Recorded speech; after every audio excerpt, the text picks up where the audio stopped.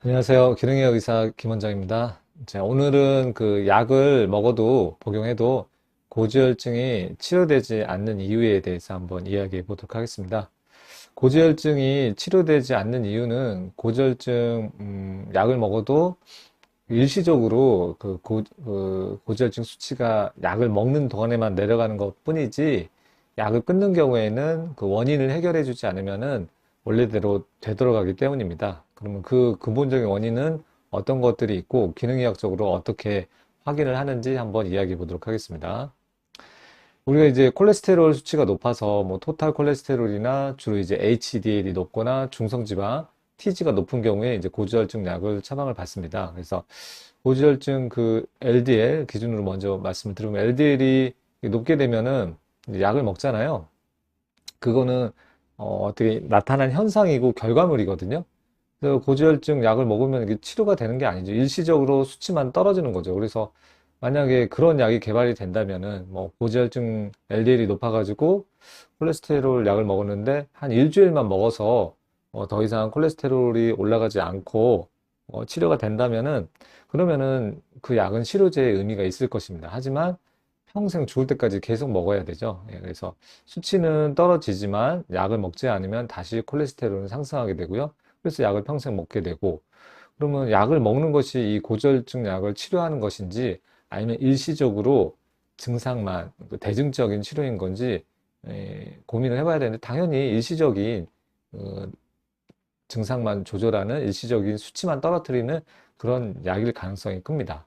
거기에다가 이제 여러 가지 세포 자살 기능이라든가 여러 가지 영양소 면에 있어서 부작용이 상당하기 때문에 장기적인 부담이 좀 복용하는데 부담이 있을 수밖에 없고요.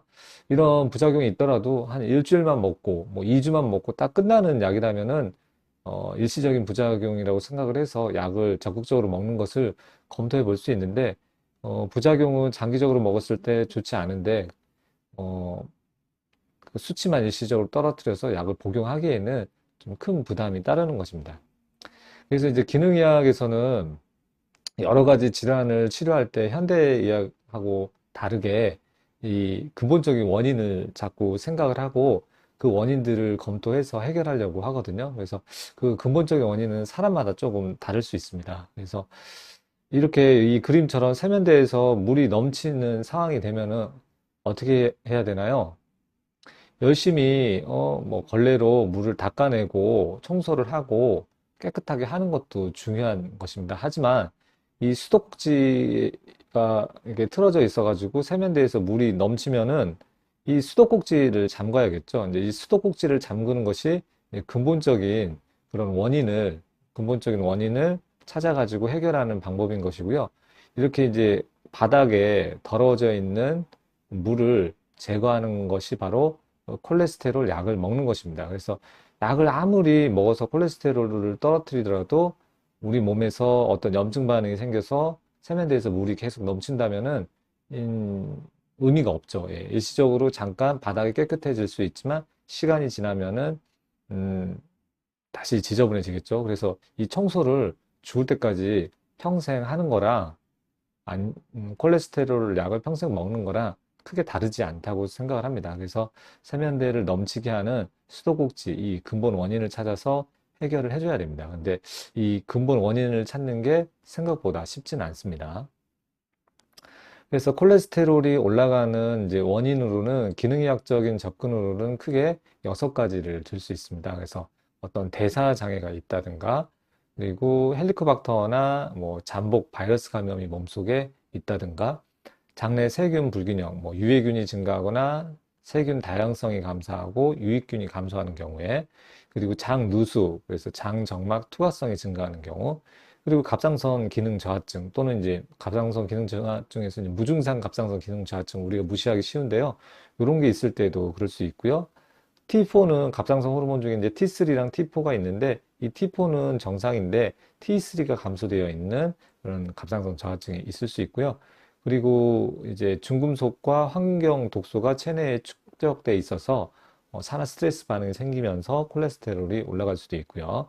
그리고 이제 유전적인 가족성 그런 콜레스테롤 증가증이 있을 수 있겠습니다. 그래서 먼저 대사 장애를 확인을 해보면은 흔히들 이제 지방간이 있는 경우가 있죠. 그래서 뭐 간 초음파를 했을 경우에 지방간이 껴 있다든가 아니면 간 수치, 간 기능 수치가 상승하는 경우가 있을 수 있겠죠.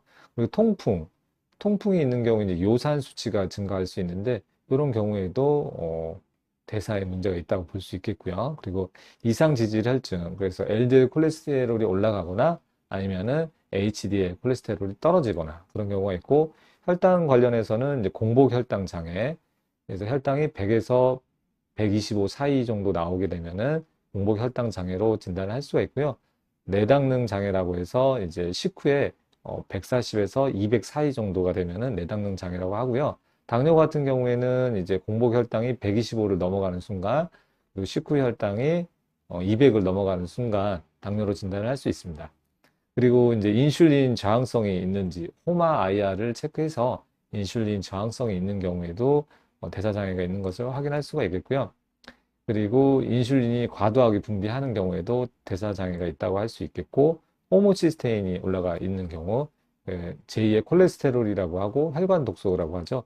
이 수치가 올라가 있는 경우 그리고 이제 지방산 분해 검사에서 오메가3 비율이 많이 떨어져 있는 경우에 이런 대사 장애가 있다고 의심을 할 수 있겠습니다.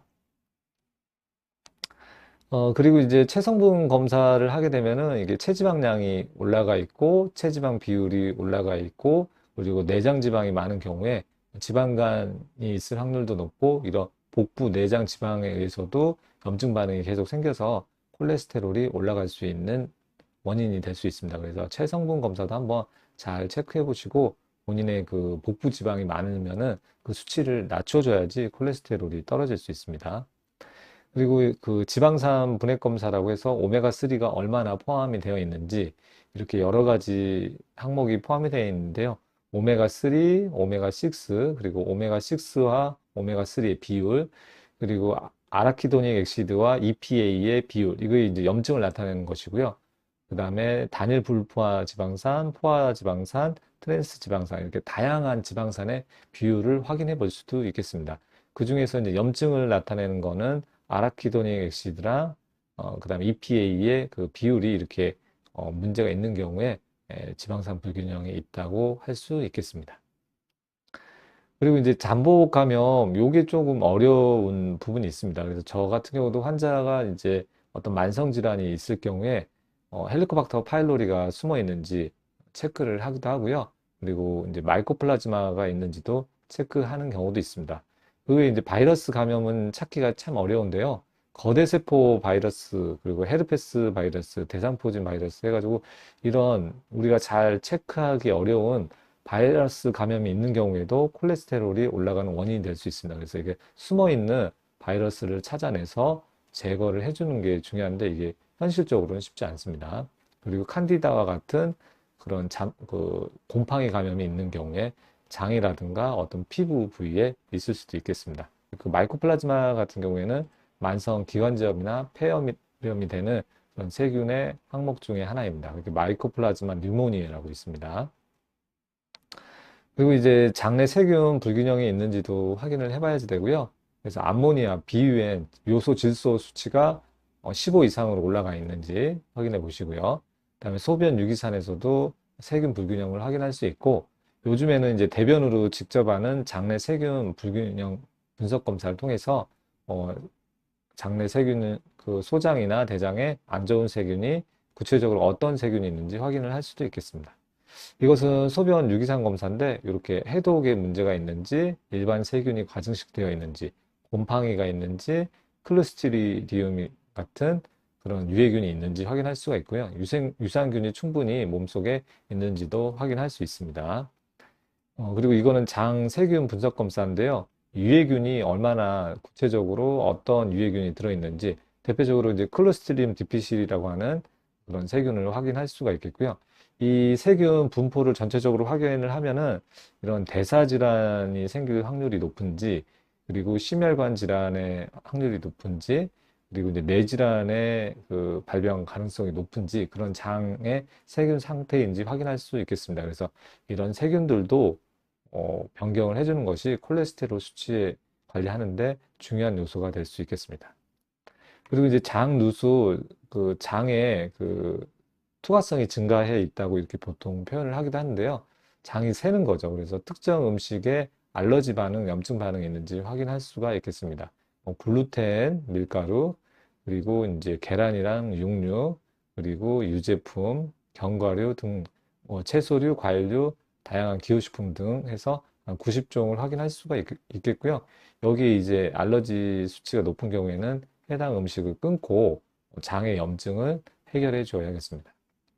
그리고 이제 놓치기 쉬운 부분 중에 하나가 이제 갑상선 기능입니다. 그래서 TSH, 갑상선 자극 호르몬을 체크하고, 그리고 프리T4, 이 갑상선 요 두 가지만 주로 검사를 하게 되는데요.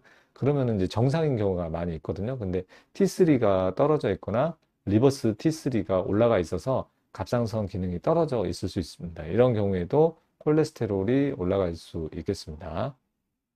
그리고 정말 중요한 것 중에 하나가 놓치기 쉬운 게 지금 뭐 방사능 오염수 배출과 관련된 이슈도 있지만 이 바다와 관련돼서 이 중금속하고 환경 독소 노출도 만만치 않습니다. 그래서 이런 중금속하고 환경 독소가 우리 체내에 축적이 되면은 그 콜레스테롤 수치 같은 게 올라갈 수 있고 그리고 특히 그 이런 중금속, 수은, 납, 카드뮴, 알루미늄, 비소, 우라늄 등은 상당히 흔하게 환자들에게서도 발견이 되고 있습니다. 그래서 중금속이 높은 경우에도 콜레스테롤이 높은 경우에도 이런 중금속이 있는지 확인을 해줘야 되고요.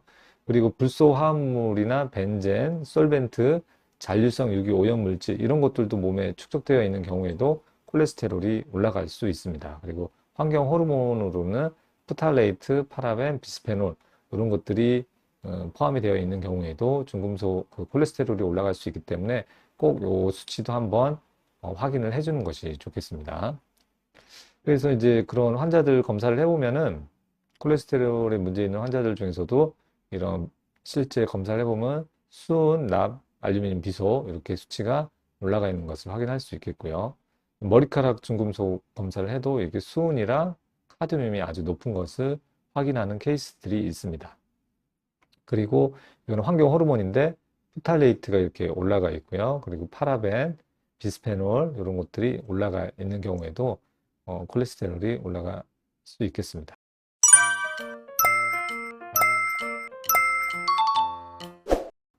그리고 이제 일곱 번째로 유전하고 가족력입니다. 그래서 특정 그 가족, 직계가족 쪽에 그런 유전자의 영향을 받아가지고 콜레스테롤이 300 이상 올라가 있는 경우에 의심을 할 수 있습니다. 하지만 이 유전자는 우리가 바꿀 수가 없거든요. 그리고 이제 이거를 확인하기 위해서 유전자 검사를 따로 하는 경우는 아주 드뭅니다. 그리고 비용적인 문제도 있고 그 특정 유전자를 잘 찾아내기가 쉽지 않고요.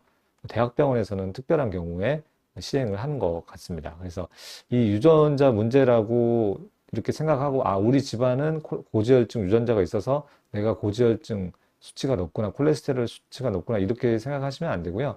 이 유전자에 영향을 주는 것이 바로 환경적인 요소입니다. 그래서 앞에 검사했던 뭐 중금속이나 세균, 뭐 환경 호르몬, 대사 문제 등등이 다 유전자에 영향을 주기 때문에 아무리 가족력이 있다고 하더라도 앞에 문제들을 함께 검사를 해서 해결해 주어야지 이 고지혈증을 해결할 수 있는 것입니다. 그냥 단순히 이런 뭐 중금속 그리고 환경 호르몬 그리고 이런 갑상선 문제 그리고 장 누수 문제 장내 세균 문제 그리고 또 뭐 있죠? 네, 잠복균 감염 문제 그리고 이런 대사 문제 이런 것들이 있는데 그 스타틴이라고 하는 그 고지혈증 약만 드시게 되면은 일시적으로 수치는 떨어지지만 이런 염증 자체가 해결되지 않기 때문에 결국 그 콜레스테롤이 올라가 있어 생기는 동맥경화 문제, 뭐 심장 혈관 질환이라든가 뇌혈관 질환이라든가 이런 동맥경화, 노화가 빠르게 진행된다든가 하는 이런 동맥경화 문제는 해결이 되지 않습니다. 이런 LDL 수치를 낮추더라도 이런 염증 반응이 몸속에서 지속적으로 활발하게 일어날 수 없기 때문에 스타틴을 먹는 것이 고지혈증을 제대로 치료하는 것이 아닙니다. 그래서 반드시 이렇게 스타틴을 먹어가지고 콜레스테롤을 낮추는 경우가 필요한 경우도 있겠지만 이 바닥을 청소를 하기 전에 먼저 근본 원인을 찾아가지고 수도꼭지를 잠궈주고 그 다음에 남아있는 이런 찌꺼기 청소를 해가지고 몸을 건강하게 만드는 것이 중요하다고 할 수 있겠습니다. 이렇게 오늘은 그 스타틴 고지혈증 약을 먹어도 고지혈증이 치료되지 않는 이유에 대해서 한번 말씀드려봤습니다. 다음에 또 유익한 영상으로 찾아뵙도록 하겠습니다. 시청해주셔서 감사합니다.